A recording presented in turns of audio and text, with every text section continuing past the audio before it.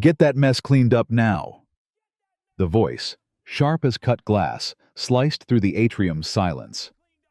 Every eye in the corporate lobby turned toward the woman on her knees, wiping water from marble that cost more than most people's homes.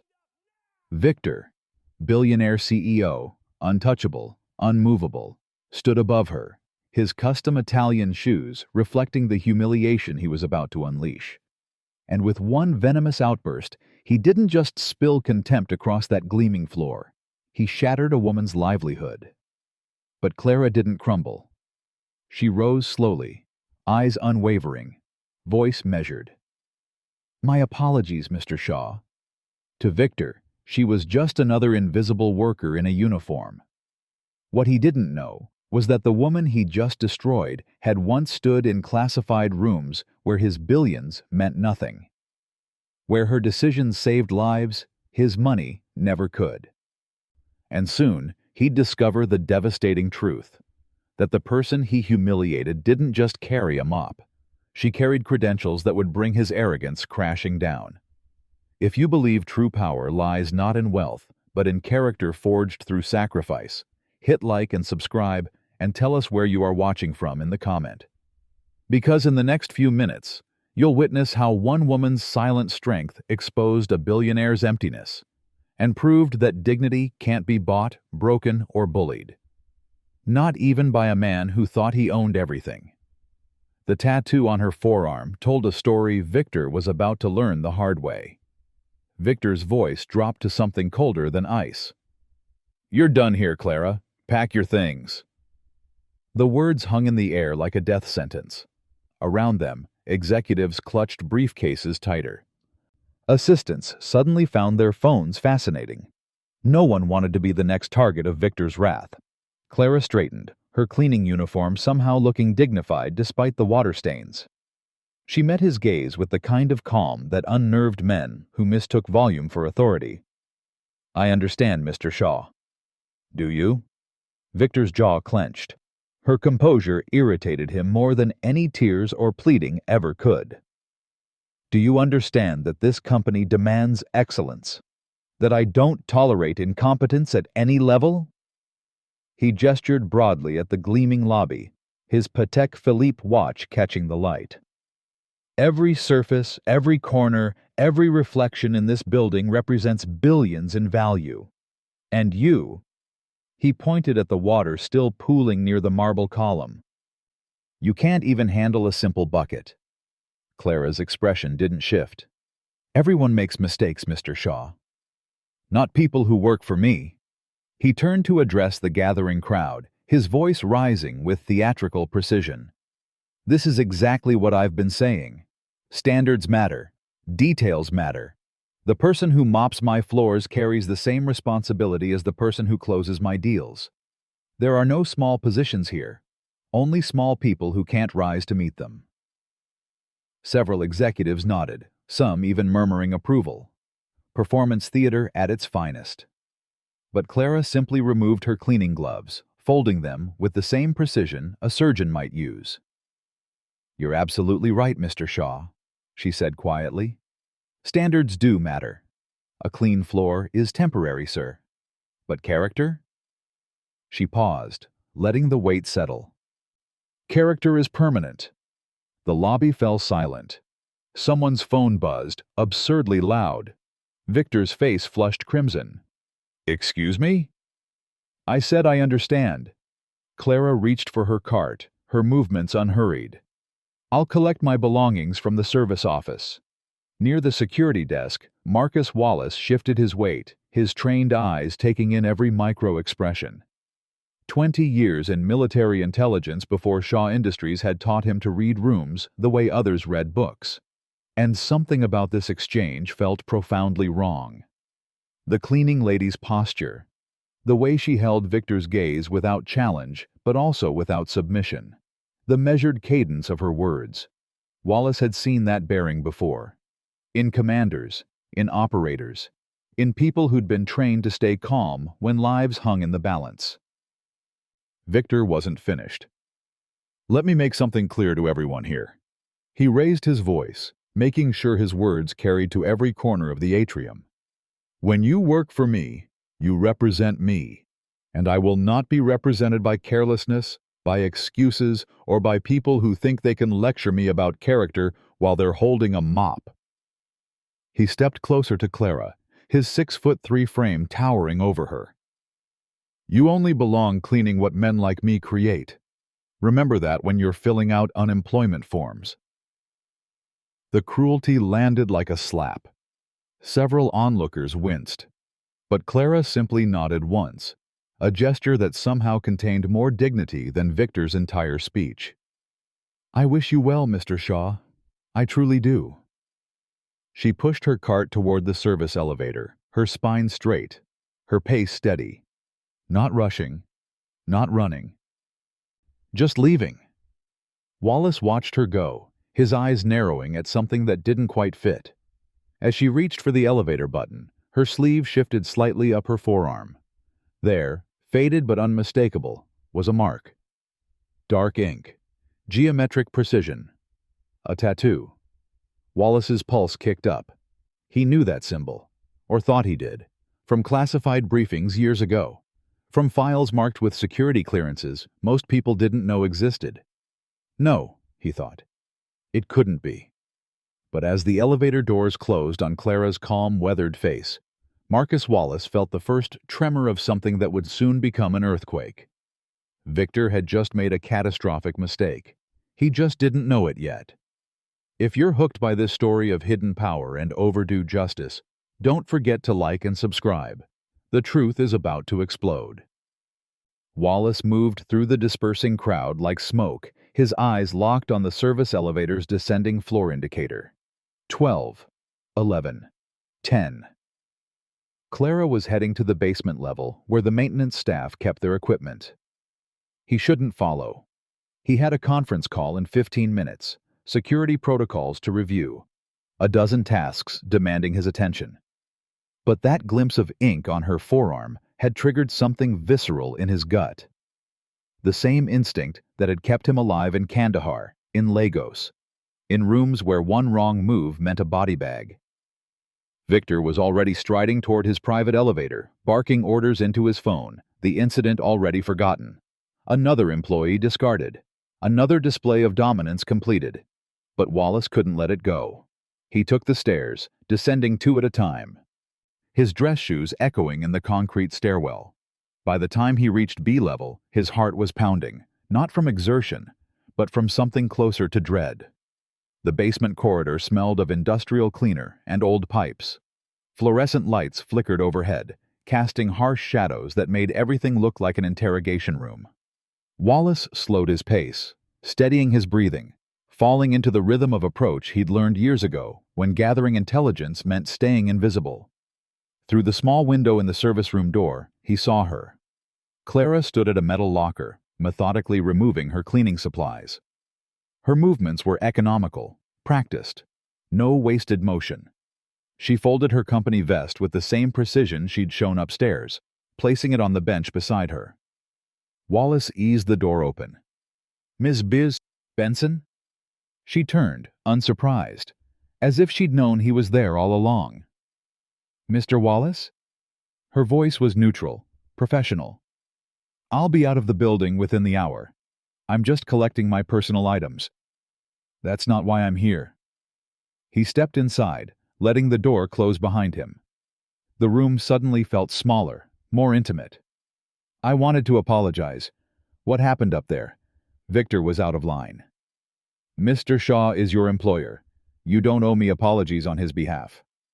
"Maybe not, but I'm giving you one anyway." Clara studied him with those steady eyes, and Wallace felt assessed in a way that made his military training prickle to attention. She was reading him the way he'd been reading her. Calculating. Measuring. "Your former service," she said. It wasn't a question. Wallace blinked. "Army intelligence. 22 years. How did you—" "The way you move. The way you watch." She reached into her locker for a worn canvas bag. "You never really lose it." As she lifted the bag, her sleeve rode up again, higher this time. And there it was. The tattoo covered the inside of her forearm, faded by time and sun, but still unmistakable in its precision. A three-pronged arrow, perfectly symmetrical, positioned above a shield divided into quarters. Within each quarter, symbols Wallace recognized from classified briefings he'd received 15 years ago. The trident, the eye. The compass rose, the hourglass. His breath caught. That's... Clara's hand moved lightning fast, pulling her sleeve down. But the damage was done. Wallace had seen it. More than that, he'd recognized it. "It's nothing," she said, her voice still calm but with a new edge. "An old mistake from my youth." "Ms. Benson." Wallace's mind raced through fragments of memory. Classified files.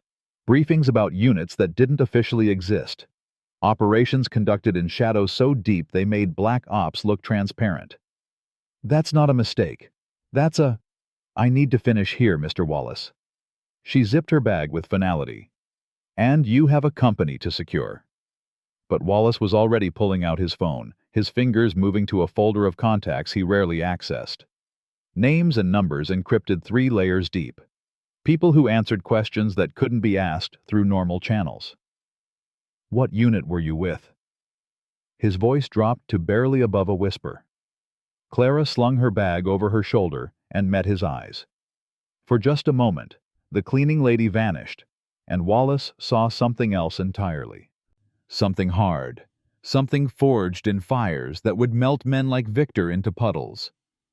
The kind that doesn't exist in any database you can access. She moved toward the door. "Let it go, Mr. Wallace. I'm just a cleaning lady who spilled some water." "You were never just a cleaning lady." She paused at the threshold, her hand on the door frame. "No," she said quietly. "But I chose to be. And men like Victor? They'll never understand the difference between choosing something and being limited to it." Then she was gone, her footsteps fading down the corridor. Wallace stood alone in the service room, staring at his phone, at the contact labeled simply Greystone, verify only. His finger hovered over the call button. Some doors, once opened, couldn't be closed. Some truths, once uncovered, changed everything. He pressed dial. 3 rings. Then a voice rough as gravel. "Wallace, this line is for emergencies only." "I need you to run a tattoo identification," Wallace said, his eyes still fixed on the empty doorway. 3-pronged arrow over a quartered shield. Subject is a woman, 50s, goes by Clara Benson. The silence on the other end stretched so long Wallace thought the connection had dropped. Then, "Where did you see that marking?" "In my building. She was just fired by my CEO." Another pause, heavier than the first. "Don't let her leave that building, Wallace. And for God's sake, don't let anyone else touch her. I'm sending a file to your secure terminal. What you're about to read is going to make you wish you'd stayed upstairs." The line went dead. Wallace stood motionless, his heart hammering against his ribs. What the hell had Victor just done? Wallace's office sat on the 42nd floor, a glass-walled cube with views of the city sprawling below, like a circuit board. He'd ignored 3 calls, canceled 2 meetings, and locked his door, something he never did during business hours. The secure terminal hummed to life, its triple encrypted login sequence demanding retinal scan, fingerprint, and a 16-digit code that changed every 6 hours. This wasn't company equipment. This was his lifeline to a world most people didn't know existed. While he waited for Greystone's file, Wallace pulled up the building's security footage from 2 hours earlier. His fingers moved across the keyboard with practiced efficiency, isolating camera 14, the one with the clearest angle of the lobby incident. He watched Victor's performance again, fast-forwarding through the verbal assault. Watched Clara rise from her knees with that unnerving grace. Watched her push the cart toward the elevator. There. He froze the frame. Clara's hand on the elevator button, her sleeve pulled back just enough. Wallace enhanced the image, the pixels sharpening into focus. The tattoo emerged from the blur like a photograph developing in chemical solution. The 3-pronged arrow pointed upward, each prong perfectly parallel. The shield beneath it wasn't decorative, it was geometric, almost architectural in its precision. And those symbols in the quarters weren't random.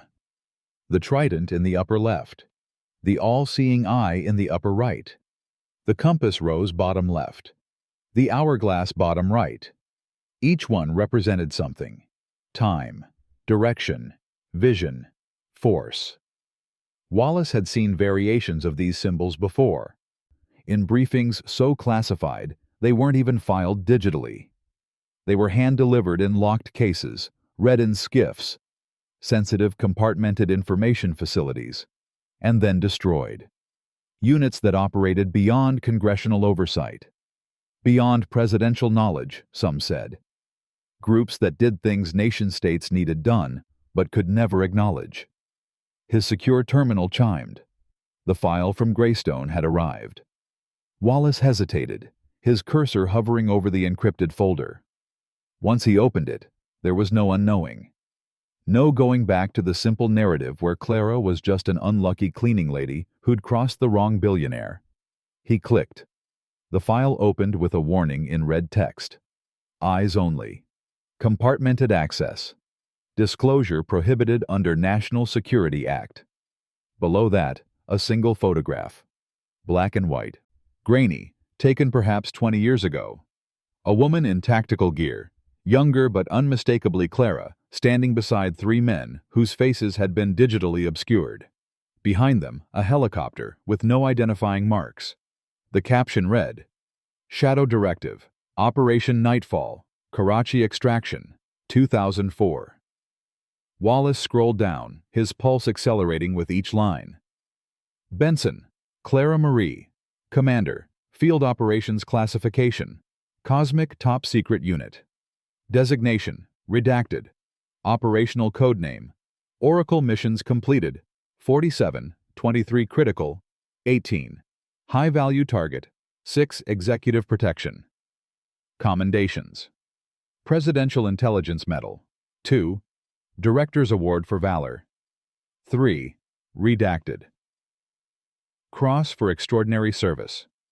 Specializations, Counterintelligence, Asset Extraction, Deep Cover Operations, Crisis Management. Status, Retired, 2019. Honorable Discharge. Security Clearance. Lifetime. Level Omega. Wallace leaned back in his chair, the leather creaking in the silence. His hands trembled slightly, not from fear, but from the weight of what he'd just learned. Clara had been Oracle. A legend, even in circles that trafficked in legends. He'd heard the name whispered in secure facilities, always with a mixture of awe and disbelief. The woman who'd pulled a kidnapped ambassador out of a Taliban stronghold. The operative who'd infiltrated a weapons cartel so deep she'd lived undercover for 3 years. The commander who'd stopped a biological attack on London with 14 minutes to spare. And Victor had just called her incompetent. Had humiliated her in front of 50 people. Had told her she only belonged cleaning what men like him created. Wallace scrolled further, finding a note from Greystone appended to the bottom of the file. Marcus, she disappeared after retirement. Went completely off-grid. We respected it. She'd earned that right 100 times over. If she's working as cleaning staff, she chose it for a reason. Whatever you do, do not blow her cover unless she's in immediate danger. Oracle doesn't need rescuing. But if your CEO has made an enemy of her, God help him. She's the most dangerous person in any room she enters. She's just polite enough not to show it. G. Wallace closed the file, his mind racing through scenarios. What was Clara doing here? Why Shaw Industries? Why choose invisibility when she could have leveraged her background into consultancy work worth millions? His phone buzzed. A text from Building Security. Subject: Clara Benson exited main lobby 1437. Did not use company exit interview procedures. Do you want us to flag her access badge? Wallace stared at the message. Clara was gone. Disappeared into the city like smoke. And somewhere 40 floors above him, Victor was probably in his penthouse office, mixing a celebratory scotch, completely unaware that he'd just declared war on a woman who'd toppled governments before breakfast. Wallace typed a response. No flag. Archive all footage of today's incident under my personal security code. Restrict access to my authorization only. He hit send, then pulled up the internal directory. Victor had a security briefing scheduled for tomorrow morning. Something about a new defense contractor partnership, high-level executives, international delegates, military liaisons. Wallace's jaw clenched. Victor would be performing again, pontificating about standards and excellence, about how Shaw Industries represented the pinnacle of American corporate achievement. And he'd have no idea that somewhere in this city, a woman who'd once commanded respect in rooms where nuclear codes were discussed was deciding whether his humiliation had earned a response. Wallace stood, moving to the window. Somewhere in those streets below, Oracle walked free, and Victor's reckoning was only just beginning. Comment below if you think Victor deserves what's coming.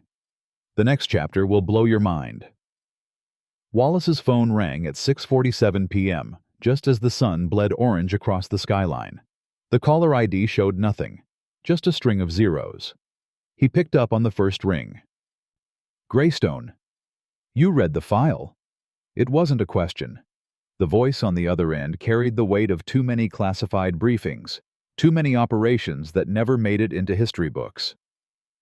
I did. Wallace loosened his tie, the office suddenly feeling airless despite the climate control. Tell me I'm misunderstanding what I read. Tell me Oracle is just a designation, not, she's exactly who the file says she is. Greystone's voice cut through like a blade. Clara is the most decorated field operative the Ghost Unit ever produced. And before you ask, yes, the Ghost Unit. The one that technically doesn't exist. The one that answers to exactly 3 people in the entire government, and even they don't know half of what we did. Wallace moved to the window, watching traffic crawl 42 floors below. Tiny cars carrying tiny people with tiny problems. She was mopping floors, Greystone, mopping floors in a corporate lobby. She earned the right to mop floors if that's what she wanted. There was something fierce in Greystone's tone, almost protective. Do you know what Oracle did in Damascus? She walked into a room with 5 armed hostiles holding a senator's daughter. Walked in unarmed, convinced them she was a journalist. Talked them down for 3 hours while extraction teams positioned. When the breach happened, she'd already disarmed 2 of them without anyone noticing. The girl walked out without a scratch. Wallace's grip tightened on the phone. The Karachi extraction in the file, that was her operation. Planned it in 18 hours, executed it in 43 minutes. Pulled 3 assets out of a compound under ISI surveillance. The Pakistani intelligence service spent 6 months trying to figure out how it happened. They still don't know. And the London biological threat? Greystone exhaled slowly. Oracle identified the threat, tracked the cell, intercepted the device, and neutralized it with 14 minutes left on the timer. Alone. Because her backup was stuck in traffic and she didn't have time to wait. You know what she did after? Filed her report, showered, and attended a state dinner that night as part of protective detail for the Prime Minister. Never mentioned it. Never sought recognition. Wallace felt something cold settle in his stomach. What happened?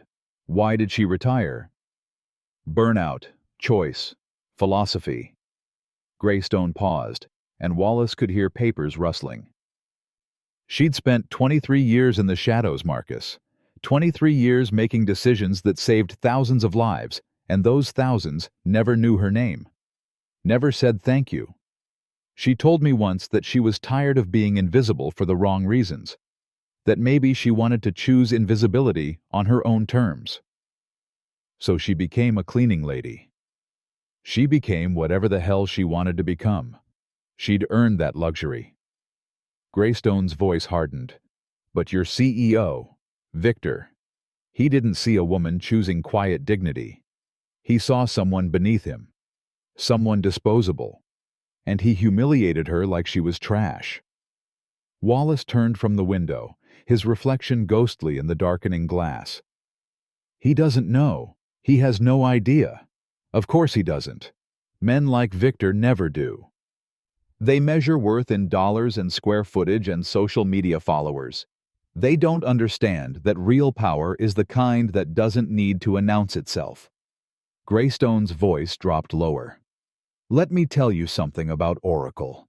I once saw her dress down a 4-star general for compromising operational security. Stood there, 5'6" against his 6'3", and made him apologize to every person in that room.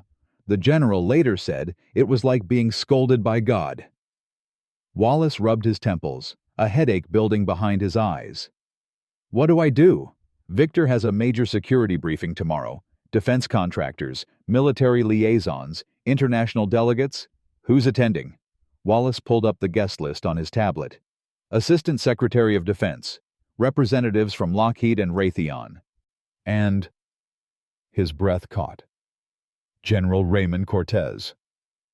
The silence on Greystone's end was deafening. Say that name again, Greystone said carefully. General Raymond Cortez. He's overseeing the new...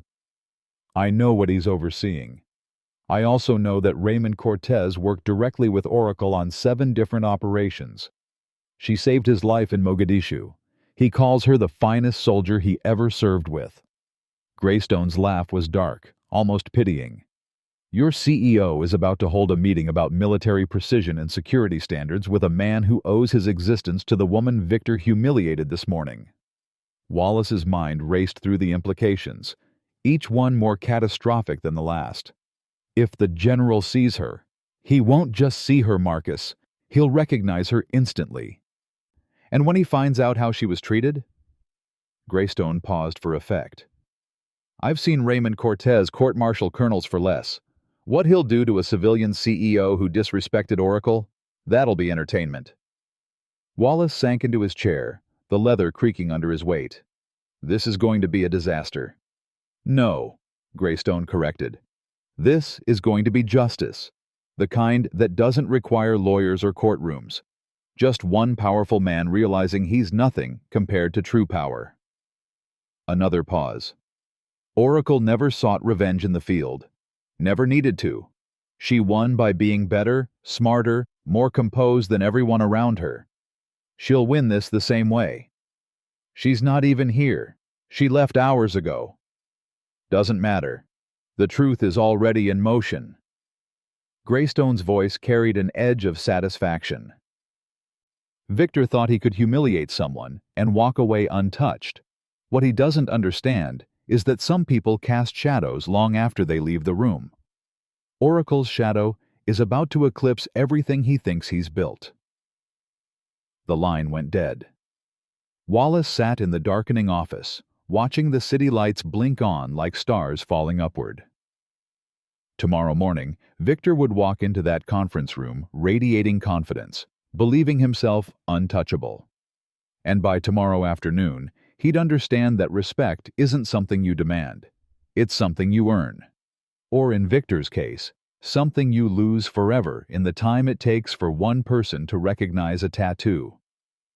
Victor stood at the head of the executive boardroom, surveying his domain with the satisfaction of a king inspecting his castle.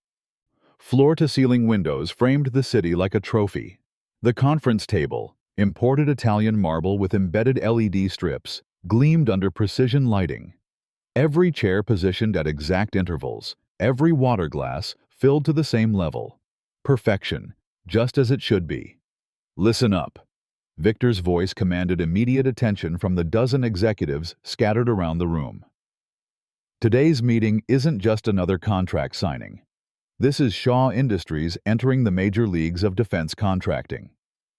When General Cortez and the Assistant Secretary walk through that door, they need to see exactly why we're the only choice.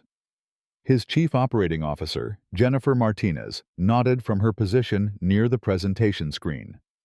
The security proposal is loaded and ready. Wallace has confirmed all attendees have been vetted and cleared. Good. Victor adjusted his tie. Hermes, $1,200, worth every penny. Because I want everyone to understand something. This contract represents 3.4 billion over 5 years. That's billion with a B. This is the validation that Shaw Industries doesn't just play in the corporate sandbox. We operate at the national security level now. He moved around the table with practiced confidence, his hand trailing along the marble surface. When I built this company, people said a real estate developer couldn't break into tech. When I broke into tech, they said I couldn't compete with Silicon Valley. When I dominated Silicon Valley, they said I couldn't touch defense contracts. He paused for effect. Today, I proved them all wrong. Again. Polite applause rippled through the room. Victor absorbed it like oxygen. Wallace stood near the door, his expression neutral, his mind screaming. He'd barely slept. Every time he'd closed his eyes, he'd seen that tattoo, that file, those mission reports. And now Victor was performing his usual pre-meeting theater, completely oblivious to the catastrophe brewing beneath his manufactured confidence. One more thing. Victor snapped his fingers at Wallace. The room, it's clean? It's immaculate, sir. Not good enough. Victor's eyes scanned every corner, every surface, finding fault where none existed. I want it perfect. Get someone from maintenance up here. Final touch-up. Windows, table surface, the whole thing. We have 90 minutes. Wallace felt ice crystallize in his veins. Sir, maintenance has already... Did I ask for your opinion, Marcus? Or did I give you an instruction? Victor's smile was sharp as broken glass. This meeting determines whether Shaw Industries becomes a defense powerhouse or remains a second-tier tech company. I'm not taking chances because someone thinks clean is good enough. Jennifer cleared her throat diplomatically. Victor, the maintenance staff are on their regular rotations. Perhaps we could... Then pull someone off rotation. Victor checked his Patek Philippe. 89 minutes. Make it happen. Wallace's phone buzzed with a message from building security. Maintenance Supervisor Rodriguez available? Send him up? No, Wallace's mind screamed. Don't do this. Don't bring anyone into this powder keg. But Victor was already moving to the presentation controls, already rehearsing his opening remarks, already lost in his own mythology. And 12 executives watched, waiting for Wallace to execute the boss's orders like he always did. Wallace typed back, "Send Rodriguez, conference room level." 20 minutes later, Luis Rodriguez appeared with his cleaning cart, a tired man in his 50s who'd worked for Shaw Industries for 8 years. Reliable, invisible. Exactly what Victor preferred in service staff. Mr. Shaw wants everything perfect, Wallace explained quietly. Windows, table, floors. You have an hour. Luis nodded, already unloading supplies. The lobby incident yesterday. Is it true Clara got fired? Wallace stiffened. You knew her? Everyone in maintenance knew Clara. She was kind, professional, didn't deserve what happened. Luis sprayed cleaner on the marble table. She told me once she'd worked in crisis management before this. I figured she meant office work, you know? But the way she carried herself always felt like there was more to her story. You have no idea, Wallace thought. Victor returned from his office, now in a fresh shirt, his third outfit change of the morning. He barely glanced at Luis. You. Make sure there are no streaks on those windows. The general is former military. He'll notice every imperfection. Yes, sir. Luis moved to the windows with his cloth. And the table. I want to be able to see my reflection. Crystal clear. Understand? I understand, sir. Victor turned to his assembled executives. Now let's talk about the presentation flow. When the general arrives, I'll open with our company philosophy. Standards, precision, excellence. The same principles that built this empire. He gestured grandly at the gleaming boardroom. Every detail matters. Every person in this organization represents my standards, from the executive suite, he pointed at Jennifer, to the people who clean our floors. The irony was so thick Wallace could taste it. Luis continued working in silence, his movements efficient and unobtrusive, exactly as Victor preferred. Invisible labor, maintaining visible perfection. "Marcus!" Victor's voice snapped like a whip. "Confirm the General's ETA." Wallace checked his secure phone. 45 minutes out. Assistant Secretary will arrive simultaneously. Perfect. Victor smiled, the expression predatory and triumphant. "Gentlemen, lady, today, Shaw Industries claims its rightful place at the table of power. Today, we show the United States military what real excellence looks like." Wallace watched Luis wipe down the conference table one final time, erasing invisible imperfections, making everything pristine for men who would never know his name. Just like Clara had done yesterday. Just like Oracle had done for 23 years in rooms far more dangerous than this one. And in 45 minutes, General Raymond Cortez, the man who owed his life to a woman Victor had called incompetent, would walk through that door. Wallace's phone buzzed one more time. A message from Greystone. "The storm arrives soon. Take cover." But there was no cover available. Not for any of them. Drop a like if you can't wait to see Victor's world collapse. The confrontation is next. General Raymond Cortez entered the boardroom with the bearing of a man who'd commanded thousands in combat zones most people couldn't pronounce. 3 stars gleamed on his dress uniform. 62 years old, steel gray hair, eyes that missed nothing. Behind him, the Assistant Secretary of Defense and representatives from 2 major defense contractors filled the remaining seats. Victor stood at the head of the table, radiating carefully manufactured confidence. "General Cortez, Mr. Secretary, gentlemen, welcome to Shaw Industries." Handshakes were exchanged with military precision. Everyone took their assigned seats. Wallace positioned himself near the door, his secure tablet loaded with the contract documents, his nerves wound tight as piano wire. "Before we begin the formal presentation," Victor said, settling into his chair like a throne, "I want to share the philosophy that's made Shaw Industries what it is today. Because this contract isn't just about technology or logistics, it's about trust. And trust begins with standards." The general leaned back, his expression neutral, listening, evaluating. "I built this company on one principle: excellence at every level." Victor gestured around the pristine boardroom. "From the executive making billion-dollar decisions to the person cleaning these floors, everyone represents my standards. There are no small positions in this organization, only people who rise to meet expectations, and people who don't." Wallace's jaw clenched. The man was literally repeating yesterday's lecture, the one he delivered while humiliating Clara. Discipline, vigilance, precision. Victor counted on his fingers. These aren't just corporate buzzwords. They're the DNA of effective leadership. Whether you're commanding soldiers or managing a corporation, the principle is the same.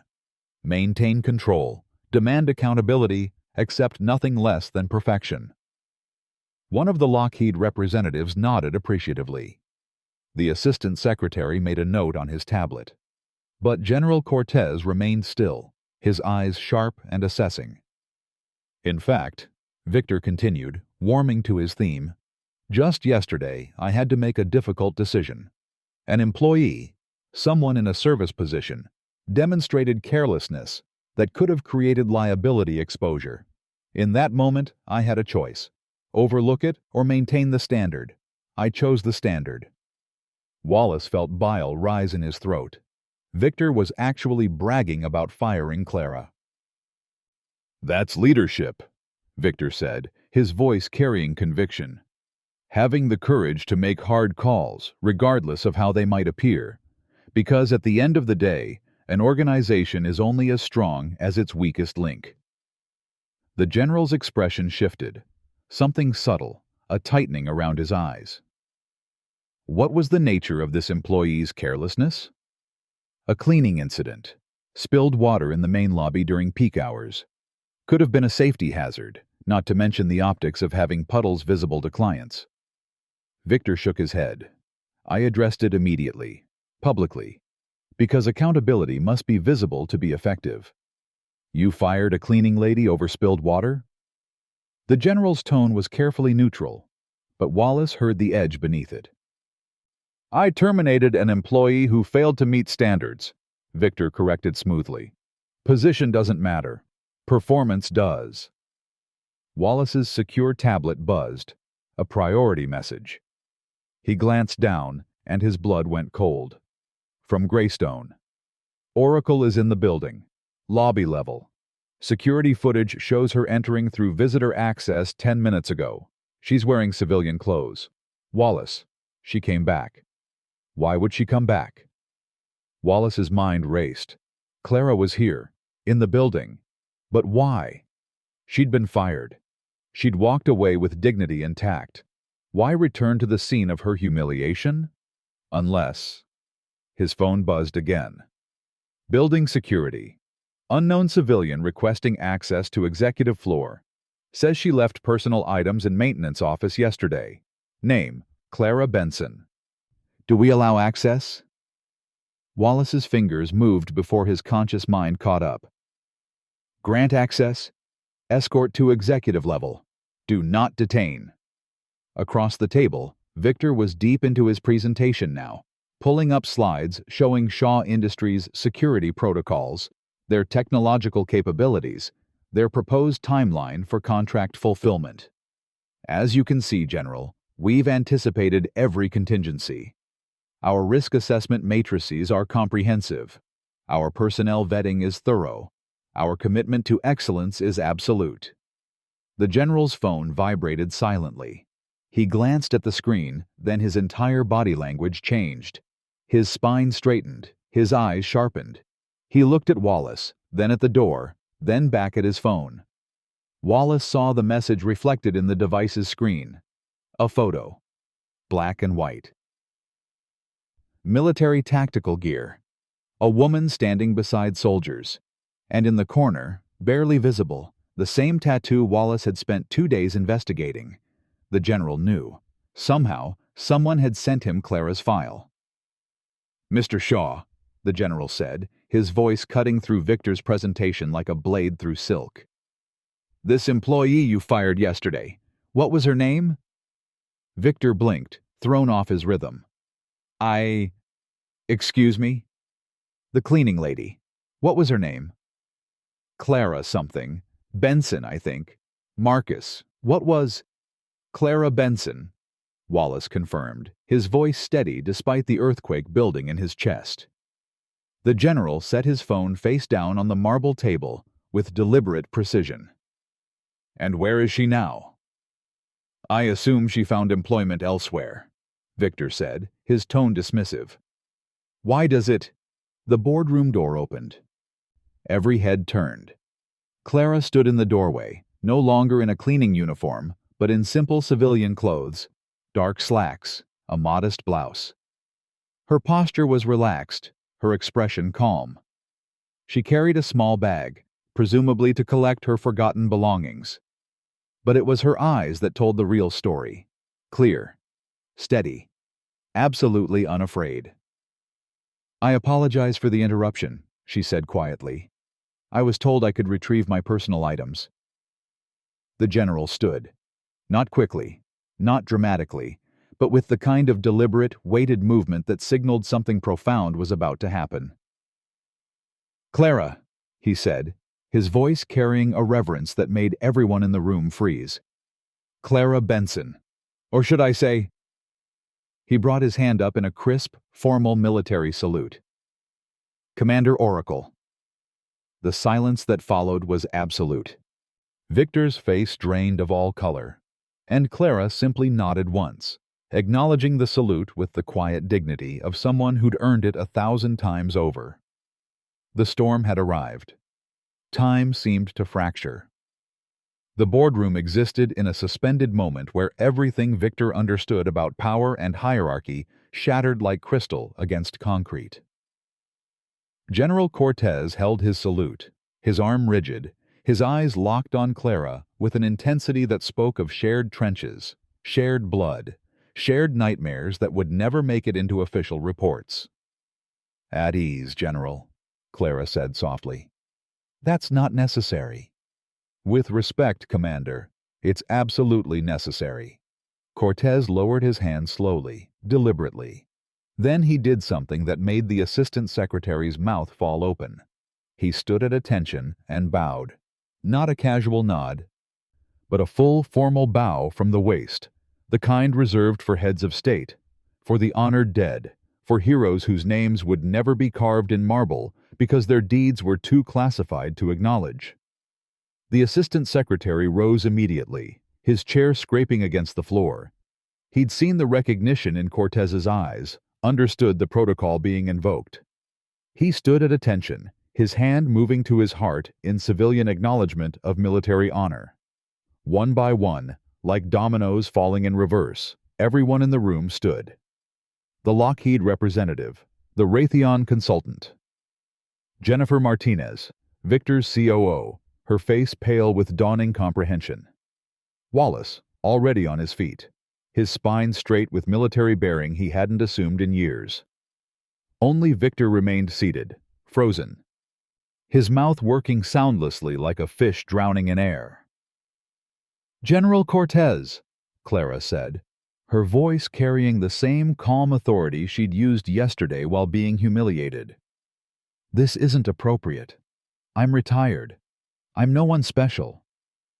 "You saved my life in Mogadishu." The general's voice cracked slightly. "You pulled me out of an ambush that should have killed my entire unit. You stayed behind to hold position while we extracted. You took 2 rounds doing it." Clara's hand moved unconsciously to her left shoulder, where underneath that modest blouse, Wallace knew there must be scars. "You were doing your job, General. I was doing mine." "Your job." Cortez turned to face Victor, and his expression could have frozen magma. "Mr. Shaw, do you understand who you fired yesterday? Do you have any comprehension of what you just told me you did?" Victor's mouth opened, closed, opened again. She's a cleaning lady." "She is Commander Clara Benson, call sign Oracle, formerly of the Ghost Unit, holder of the Presidential Intelligence Medal, with 2 oak leaf clusters, recipient of the Director's Award for Valor 3 times, and the single most decorated field operative in United States covert operations history." Cortez's voice rose with each word, filling the boardroom with barely controlled fury. "This woman has saved more American lives than you have employees. She's prevented catastrophes you don't have clearance to know about. She's made decisions under pressure that would have broken you in seconds." Victor's carefully maintained composure crumbled. His face shifted through confusion, disbelief, horror, and finally settled on something approaching terror. That's not possible. She was mopping floors. She spilled water. She was exactly what she chose to be," the assistant secretary interjected, his voice cold. "Commander Benson retired with full honors in 2019. Her service record is sealed at the highest classification levels. The fact that she chose quiet civilian work after sacrificing 23 years in service to this nation," he looked at Victor with undisguised contempt, "says more about her character than anything you've built." Clara remained in the doorway, her expression unchanged, but Wallace saw something flicker in her eyes. Not satisfaction, not vindication. Something closer to sadness. As if she'd hoped this moment wouldn't come. As if invisibility had been a gift she'd given herself. And Victor had stolen it. "Yesterday," Cortez continued, his voice dropping to something more dangerous than shouting, "you publicly humiliated this woman. You told her she only belonged cleaning what men like you create. You fired her for a minor accident. You lectured her about standards." He stepped closer to Victor's chair, and Victor actually flinched. "Do you know what Commander Benson's standards are? She once held a defensive position for 14 hours against hostiles while protecting a convoy of refugees. No food, no water, no relief. When extraction finally arrived, she'd eliminated 17 combatants and hadn't lost a single civilian." Cortez's hands clenched into fists. She doesn't just meet standards, Shaw. She is the standard. The Raytheon representative cleared his throat, his voice shaking slightly. General, is this, can you verify? Cortez pulled out his phone, tapped several times, then turned the screen around. Wallace couldn't see the details, but he saw the reflection in everyone's eyes. Official documents, photos, mission reports redacted in black bars, but still devastating in their implications. The Damascus extraction, the Karachi operation, the London biological threat prevention. Cortez listed them like artillery coordinates. All classified, all successful, all led by Commander Oracle. The woman you told was incompetent. Victor tried to stand, his legs betraying him, forcing him to grip the table for support. I didn't know. I couldn't have known. She never said. Why would she? Clara spoke for the first time since the general's recognition, her voice quiet but carrying clearly. Would it have mattered, Mr. Shaw? Would you have treated me with respect if I'd introduced myself with my service record? Or would you have assumed I was lying? That someone like me couldn't possibly have done something important? The question hung in the air, unanswerable. You saw a black woman in a cleaning uniform, Clara continued, each word precise and measured. And you decided you knew everything about me. My worth, my intelligence, my place in your world. You never asked my name before yesterday. I'd worked here for 8 months, and you never once acknowledged my existence until you needed someone to humiliate. Victor's face had gone from white to gray. Commander, I apologize. I deeply, sincerely. Your apology means nothing right now. Cortez cut him off. Do you understand what you've done? Not just to Commander Benson, but to this entire meeting? To this contract? He turned to the assistant secretary, who nodded grimly. Shaw Industries will not be receiving this defense contract, the assistant secretary said flatly. We cannot partner with an organization whose leadership demonstrates such profound failures in judgment, respect, and basic human decency. $3.4 billion evaporated in a single sentence. Victor swayed, his hand still gripping the table, his empire cracking beneath him like thin ice over deep water. And Clara, Commander Oracle, simply collected her bag from where she'd set it down, turned toward the door, and walked away with the same quiet dignity she'd shown yesterday, leaving behind a room full of standing men who finally understood what real power looked like. And one billionaire who just learned that some mistakes cost more than money could ever buy back. Share this story if you believe character matters more than wealth. The next chapter shows Victor's breaking point. Clara's footsteps echoed down the marble corridor, each one measured and deliberate. She didn't rush, didn't run. People who'd spent 2 decades in covert operations learned early that panic was a luxury you couldn't afford. Behind her, the boardroom had erupted into chaos. Voices raised, chairs scraping, the sound of Victor's empire beginning its collapse. But Clara had seen empires fall before. They all made the same sound, like expensive things breaking. She reached the service elevator, the one she'd used for 8 months while invisible. The one that descended to the staff parking level where the real people parked their real cars, far from the executive reserve spots with their gleaming luxury vehicles. The doors opened. She stepped inside. Wait! Victor's voice, ragged and desperate, cut through the corridor. Clara's finger hovered over the door close button. Every instinct told her to press it, to disappear, to let this man drown in the consequences he'd created for himself. But something, maybe exhaustion, maybe curiosity, maybe the last ember of the person who'd once believed everyone deserved a chance at redemption, made her hold the door. Victor appeared at the elevator entrance, his tie loosened, his perfect hair disheveled, his $3,000 suit somehow looking cheap under the harsh fluorescent lighting. He was breathing hard, as if he'd sprinted the entire length of the executive floor. Please, he gasped. Please, just give me 5 minutes. Clara studied him with the same analytical calm she'd once used to assess hostile actors in foreign cities. Victor, stripped of his boardroom confidence, looked like exactly what he was. A scared man who'd just watched his carefully constructed identity explode. "You have until this elevator reaches the parking level," she said, pressing the button. The doors closed. They descended in humming silence. Victor opened his mouth twice before words came. I can't." He stopped, his hands shaking. "I destroyed everything up there.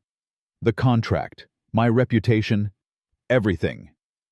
"Yes," Clara agreed simply. "Because of you. Because I didn't know who you were." "No." Her voice carried the patient correction of a teacher addressing a particularly dense student. "Because of who you are, Mr. Shaw. If I'd walked into that boardroom in a designer suit with Commander on my business card, would you have treated me with respect? Or would you have found some other reason to diminish me? My gender? My age? My race?" The elevator hummed downward. 38th floor, 37th. Victor's face crumpled. "I was raised to believe success meant dominance. That power was something you took and displayed. That people were either above you or beneath you, and the ones beneath you only existed to make the ones above you look better." "That's not power," Clara said quietly. "That's just cruelty wearing expensive clothes." 25th floor, 24th. "I know that now." Victor's voice broke. "God, I know that now. But it's too late. Cortez hates me. The assistant secretary looked at me like I was garbage. The contract is gone. My board will have my head by tomorrow morning." He laughed, bitter and hollow. "I built a $50 billion empire, and I destroyed it humiliating someone over spilled water." "Not someone," Clara corrected. "Me. You destroyed it humiliating me. Say my name, Mr. Shaw." He looked at her, confusion flickering across his face. "Say my name. Because in 8 months of working here, you never learned it. You saw the uniform, not the person wearing it." 15th floor, 14th. "Clara." His voice was barely a whisper. "Clara Benson." "Commander Clara Benson," she said, not cruelly, but with the firmness of someone establishing ground truth. "I earned that title. I earned every scar, every sleepless night, every decision that saved lives you'll never know about. And when I retired, I earned the right to choose a quiet life, to be invisible on my own terms." 7th floor, 6th. "But you took that from me," Clara continued. "You made me visible in the worst way. You turned my choice into humiliation, and now the whole world knows who Oracle is. My privacy, my peace, you stole that." Victor sank against the elevator wall, sliding down until he sat on the floor, his expensive suit crumpling around him. "I'm sorry. I know that's not enough. I know words don't fix this, but I'm sorry. Not because I got caught. Not because I lost the contract. I'm sorry because you're right. You're absolutely right about everything." The elevator reached the parking level. The doors sliding open to reveal concrete pillars and harsh lighting, a stark contrast to the marble and glass 42 floors above. Clara stepped out, then turned back to face Victor, still sitting on the elevator floor like a broken puppet. "Do you know why I chose cleaning work, Mr. Shaw? After everything I'd done, everything I'd been?" He shook his head, tears streaming down his face openly now. "Because cleaners see everything and everyone sees through them. I could observe. I could help quietly. I could be present without expectation or performance. It was honest work, simple work, and after 2 decades of complexity, I needed simple." She paused. "And I was good at it, just like I was good at everything else I chose to do." Victor wiped his face with his sleeve, a gesture so uncharacteristically vulnerable, it made him look almost human. "What can I do? To make this right? To fix what I broke?" Clara considered him for a long moment. In the field, she'd learned to identify genuine transformation from tactical regret. Victor was drowning in both, but underneath the panic, she saw something real, something raw, and possibly redeemable. "You can't fix what you broke in me," she said finally. "But you can fix what's broken in you. Learn why you did this. Not just that you did it. Why? Why you needed to crush someone to feel powerful. Why you saw a human being and only registered their utility to you." The elevator doors started to close. Victor jammed his hand out, holding them. "I will," he said, his voice hoarse. "I swear to you, I will. Not for the contract. Not for my reputation. Because," his voice cracked completely, "because you're right. And I'm ashamed of who I was yesterday, who I've been every day. And I don't want to be that person anymore." Clara nodded once. "Then don't be." She turned and walked toward her car, a 15-year-old Honda Civic, parked in the furthest corner where she'd parked it every day for 8 months. Behind her, she heard the elevator doors close, carrying Victor back up to face whatever remained of his empire. And Clara, Commander Oracle, drove away from Shaw Industries for the last time, leaving behind a man who'd finally learned that the hardest person to face isn't your enemy. It's the mirror.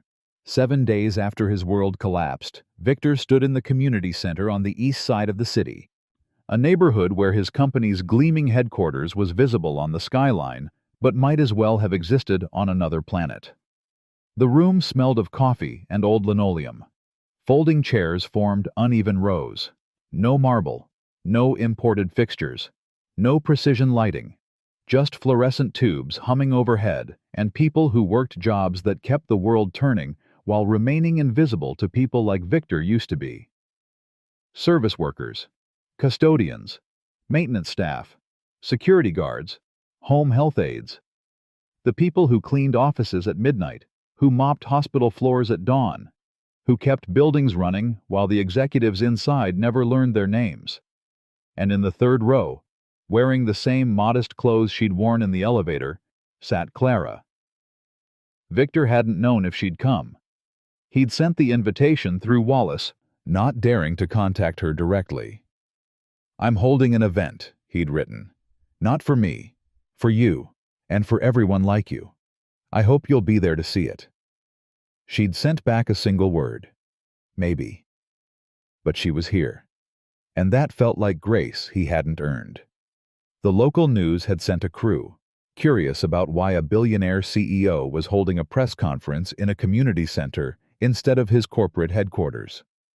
Victor's board had tried to stop him, arguing it was bad optics, unnecessary exposure, career suicide. He'd ignored them all. Some things mattered more than optics. Victor stepped to the simple podium. No teleprompter, no prepared remarks written by PR consultants. Just him and the truth he'd been avoiding his entire life. "My name is Victor Shaw," he began, his voice steady but stripped of its usual bravado.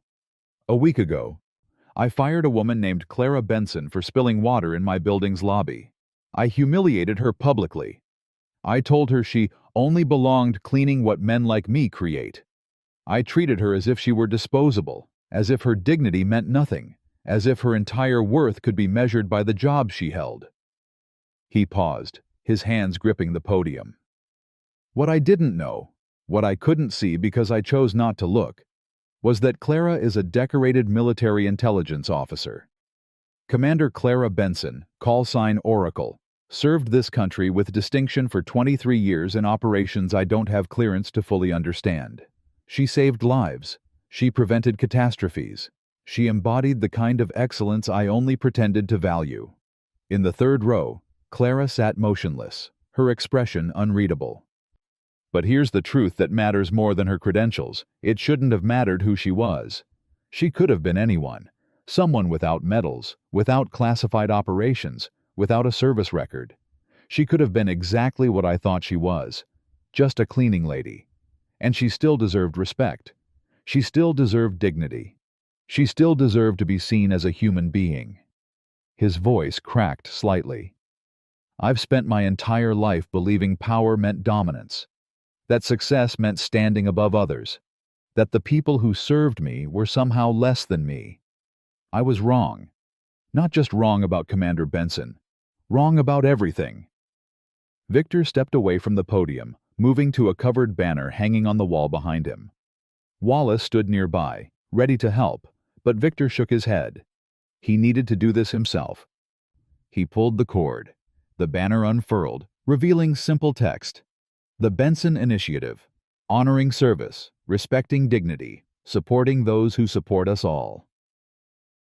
Today, I'm announcing the establishment of the Benson Initiative, Victor continued. A foundation dedicated to supporting service workers, veterans transitioning to civilian life, and anyone who chooses honest work only to be treated as invisible. This foundation will provide scholarships, emergency financial assistance, healthcare support, and job training. It starts with an initial endowment of $500 million from my personal holdings. Murmurs rippled through the crowd. $500 million. $500 million.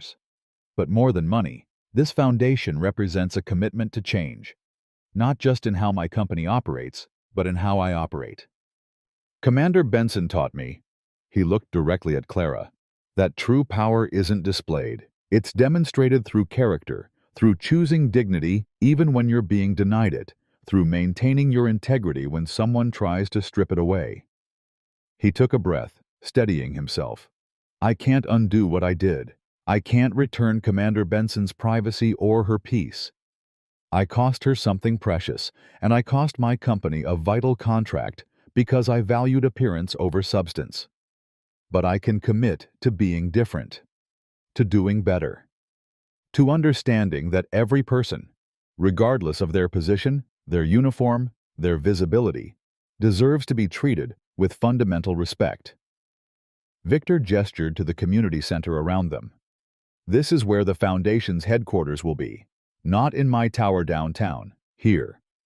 In the community it serves, staffed by people who understand service because they've lived it, led by people who know what it means to be invisible and choose to make others visible instead. He returned to the podium, his final words prepared in his mind but delivered from somewhere deeper than memory. Commander Benson, if you're willing, I'd like you to serve on the Foundation's advisory board. Not as a public figure. I understand you value your privacy. But as a voice of wisdom, as someone who embodies the values this foundation represents. I'm asking not as your former employer, but as someone who desperately needs to learn from people better than himself. Clara remained still for a long moment. Then she stood, slowly, drawing every eye in the room. She didn't move to the podium, didn't give a speech. Just met Victor's eyes across the modest space and nodded once, the same single nod she'd given him in the elevator, but this time carrying something that might have been approval. On one condition, she said, her voice carrying clearly. This foundation serves everyone equally. No press releases about who I am, no using my story for publicity. The work matters, not the names behind it. Agreed, Victor said immediately. Completely agreed. Clara sat back down, and Victor saw something in her expression that he'd never earned before. Not forgiveness, perhaps, but the possibility of it. The next 30 minutes were devoted to questions, to logistics, to the community members who approached with stories of their own struggles and invisibility.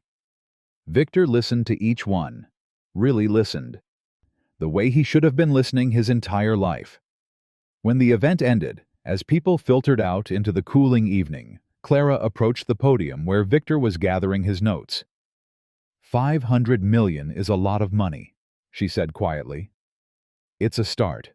Not enough, but a start. And the contract you lost? Victor smiled, and it was different from any smile Wallace had seen on his face before. Smaller, sadder, but somehow more real.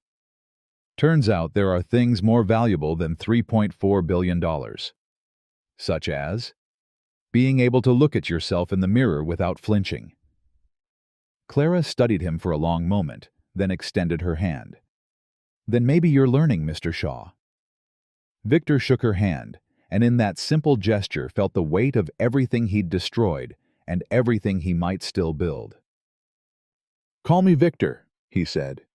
"Mr. Shaw was the man who humiliated you. I'm trying very hard not to be him anymore." "Then keep trying, Victor." Clara released his hand and turned to leave, then paused. "And Victor? Thank you. Not for the money, for finally understanding that respect isn't something you demand. It's something you earn by giving it first." She walked out into the evening, and Victor stood in the empty community center, surrounded by folding chairs and fluorescent light, finally understanding what real power looked like. It looked like choosing to be better. It looked like acknowledging when you were wrong. It looked like a woman who'd saved nations preferring to mop floors in peace, and having the strength not to shatter you when you took that peace away. Victor had learned the hardest lesson of his life, that the person wielding the mop might be more powerful than the person paying them. And that dignity, once truly understood, changes everything. If this story moved you, hit like and subscribe. Share it with someone who needs to remember that every person deserves respect, regardless of their position. Because true power isn't about what you own, it's about who you choose to be.